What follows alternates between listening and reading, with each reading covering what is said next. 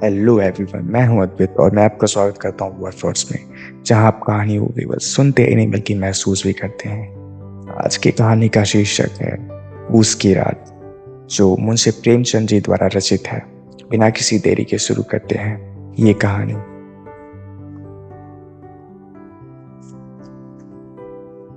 हल्कू ने घर में आकर अपनी पत्नी मुन्नी से कहा, घर में जो रुपए रखे हैं उसे ले आओ। शहना आया है, उसे दे देता हूँ ताकि उससे पीछा छूटे।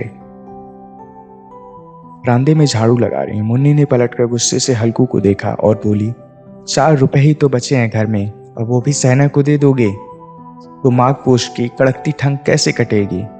शहना से कह दो कि अभी पैसे नहीं है, फसल कटने पर दे देंगे।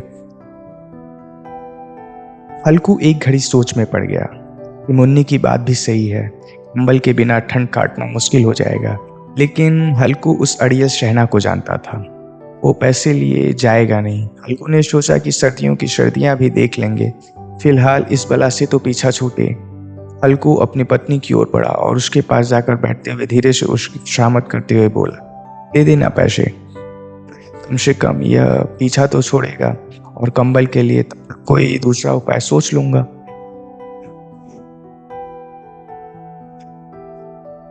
हल्कू की बात सुनकर मुन्नी गुस्सा हो गई।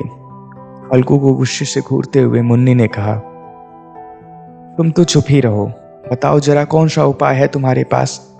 ऐसा ही कोई तुम्हें खैरात में कंबल तो नहीं दे देगा? न जाने कौन सा कर्ज है जो कभी चुकता ही नहीं। क्या फायदा खेती जब फसल होते ही पूरी कमाई कर्ज चुकाने में चली जाती है? तुम्हें जो सही लगता है तुम करो, लेकिन मैं तो एक। हल्कू उन 3 रुपए की अहमियत जानता था जिसे उसने पाई पाई जोड़कर कंबल खरीदने के लिए जमा किए थे। शहना को रुपए थमाते हुए हल्कू के हाथ कांपने लगे, सीने से अपना दिल निकालकर शहना की हथेली में रख रहा हो।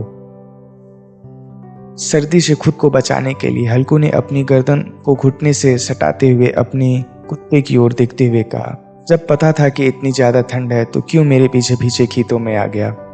घर में होता तो कम से कम 4 दीवारी इतनी ठंडी तो ना लगती। पड़े रहो ठंड में यहाँ। अब जबरा शांत हो गया था, शायद उसे पता चल गया था कि मालिक की कुकू की आवाज से नींद नहीं आ रही। इसके बाद हल्कू गर्दन को घुटनों से सटाते हुए सोचने लगा, सब किस्मत किस्मत की बात है। हम यहाँ ठिठुरते हुए रात काट रहे हैं और वो ऐसे वाले बिना कुछ किए ही मजा लूट रहे हैं। इसके बाद हल्कू ने चिलम भरी और ठिठुरते हुए उसे पीने लगा। हल्कू ने अपने कुत्ते जबरे की ओर देखा और कहने लगा, आज यह रात किसी तरह काट ले, कल मैं तेरे लिए यहाँ पुआला बिछा दूंगा, अब ज्यादा ठंड ना लगेगी। हल्कू वहीं जमीन पर लेट गया और सोचा कि कुछ देर आंखें मूंद कर सो लूं। लेकिन जैसे ही उसने आंखें बंद की, ठंड की चुभन जैसे पूरे शरीर में सुई चुभाने लगी। उस देर करवट बदलने के बाद हल्कू पूछ की रात को कोसते हुए उठकर बैठ गया। जब सब कुछ करने के बाद भी ठंड जाने का नाम न ले रही थी, तो हल्कू के पास बैठे अपने कुत्ते को उठाया और उसे गोद में लेकर लेट गया। ठंड से बचने के लिए जबरे के शरीर से आ रही दुर्गंध को भी हल्कू ने नजरअंदाज कर दिया। जबरे को भी गर्माहट मिल रही थी और उसने भी आंखें मूंद ली थी और सोने की कोशिश कर रहा था। तभी जबरे को कोई आहट सुनाई दी। वह एकदम से सावधान मुद्रा में खड़ा हो गया। जबरा अचानक मचान से बाहर निकला और इधर उधर दौड़ते हुए जोर जोर से भौंकने लगा। कुछ देर यहाँ वहां भौंकने के बाद जबरा दोबारा हल्कू से सट कर बैठ गया। एक ही रात का एक और घंटा बीत गया और ठंड होने का नाम न ले रही थी। हल्कू उठकर बैठ गया, दोनों हाथों से टांगों को कसकर पकड़ते हुए घुटनों पर सिर टिकाए बैठा था। ठंड में हल्कू को लगा कि उसका खून जम गया हो और वह बेबसी से बस सुबह होने का इंतजार करने लगा। हल्कू के खेत के सामने ही आम का एक बड़ा सा बाग था, जिसे देखकर वह सोचने लगा कि पतझड़ शुरू हो गई है और जरूरन इन पेड़ों की पत्तियां झड़ी होंगी। क्या इनसे सूखे पत्ते जलाकर देर तक आग सेक लूं? हल्कू ने सोचा कि वह पत्तियां उठाने तो चले जाएं, कहीं रात के अंधेरे में उस पर कोई जानवर हमला ना कर दे और उसे देखकर कोई भूत ना समझ ले। कुछ देर यूं ही सोचने के बाद हल्कू एकदम से उठा और एक सूखे पौधे को उखाड़कर उसे मसाल की तरह जलाकर पेड़ों की ओर चल पड़ा। अपने मालिक को जाता देखकर जबरा भी झट से उठ गया और दुम हिलाते हुए हल्कू के पीछे ही हो लिया। पेड़ों के पास पहुंचकर हल्कू ने विशाल पेड़ों की ओर देखा, जो अंधेरे में और भी डरावने लग रहे थे। अपने मन के डर को दबाते हुए हल्कू नीचे झुका और पेड़ों के आसपास बड़ी पट्टियों को बटोरने लगा। सूखे पत्तों की समेटने की वह आवाज और ठंडी हवा के झोंकों से आ रही पेड़ों की सरसराहट हल्कू को डरा रही थी। ठंड में नंगे पांव कंकड़ तो मारो तीर की तरह चुभ रहे थे। उन सबसे ध्यान को भटकाने के लिए जबरे से बातें करना शुरू कर दिया और कहने लगा, लग रही है ना तुझे भी बहुत ठंड? बस थोड़ी सी पत्तियां और इकट्ठा कर लेते हैं, फिर दोनों खूब आग सेकेंगे। हल्कू जितनी पत्तियां समेट सकता था समेट ली और मचान की ओर चल पड़ा। मचान के पास पहुंचकर हल्कू ने पत्तियों में आग लगाई। देखते ही देखते आग धड़कने लगी और उसकी लपटें पेड़ों को छूने लगी। हल्कू और जबरा वहीं आग के पास बैठ गए। हल्कू अलाव से कभी अपने हाथ सेकता तो कभी पांव, तो आग की ओर कभी पीठ कर कर बैठ जाता। जबरा भी आग के पास पसर कर लेट गया और उन लपटों को देखने लगा। हल्कू जबरे की ओर देखकर कहने लगा, कहा था ना मैंने, अलाव जलाते ही ठंड नहीं लगेगी, अब सेक लो जी भर कर आग।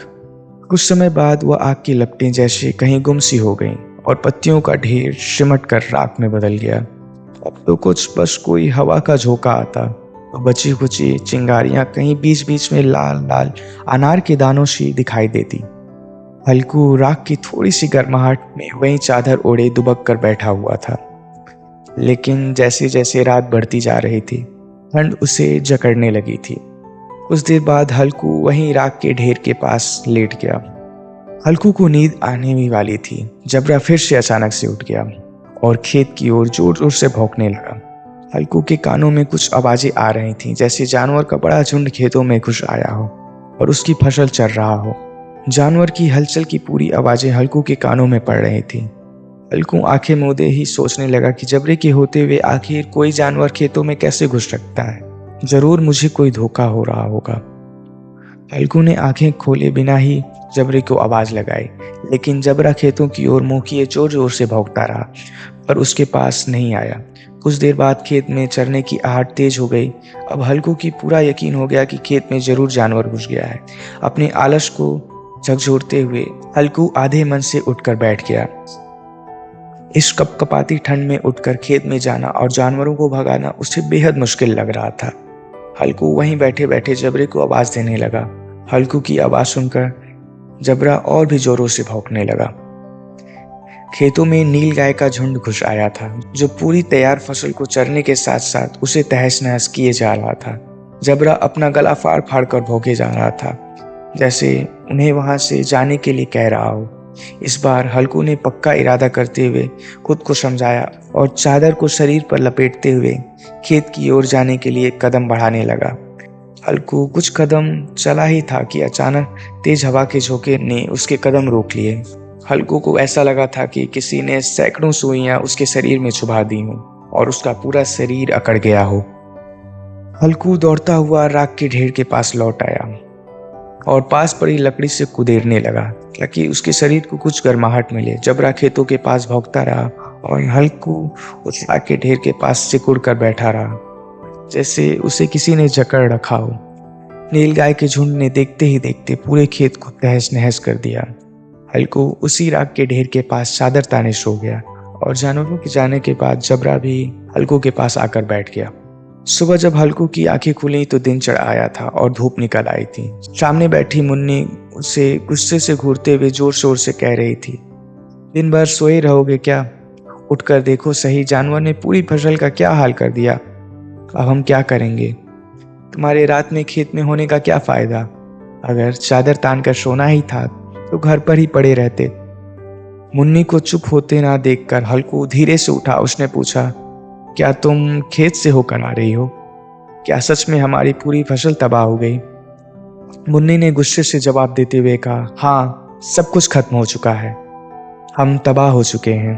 हल्कू जानता था कि मुन्नी ऐसे चुप ना होगी, तो उसने अपना बहाना बनाते हुए कहा, मुझे तो बस खेती की पड़ी है, मैं यहाँ रात में मरने से बाल बाल बचा। रात को मेरे सीने में इतना तेज दर्द उठा कि मैं हिल भी ना पाया। यह तो मैं ही जानता हूँ कि दर्द के साथ मैंने कड़कड़ाती ठंड के बीच रात कैसे काटी है। हल्कू की बात सुनकर मुन्नी कुछ न बोली। फिर दोनों खेत के पास आ गए और बुरी तरह रौदे हुए खेत को देखने लगे। खेत की दुर्दशा देख मुन्नी के चेहरे पर उदासी छा गई और वह मन ही मन सोचने लगी कि अब गुजारा कैसे होगा। पर हल्कू के चेहरे पर एक अलग शांति थी। मुन्नी ने चिंता जताते हुए हल्कू से कहा, लगता है मजदूरी करके ही दिन काटने पड़ेंगे। हल्कू ने चेहरे पर हल्की सी मुस्कान बिखेरते हुए कहा, चलो कम से कम इन सर्द रातों में आज सोना नहीं पड़ेगा।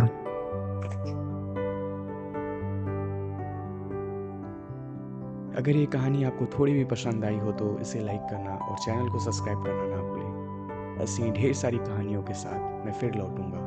तब तक आप खुश रहें और हमेशा मुस्कुराते रहें।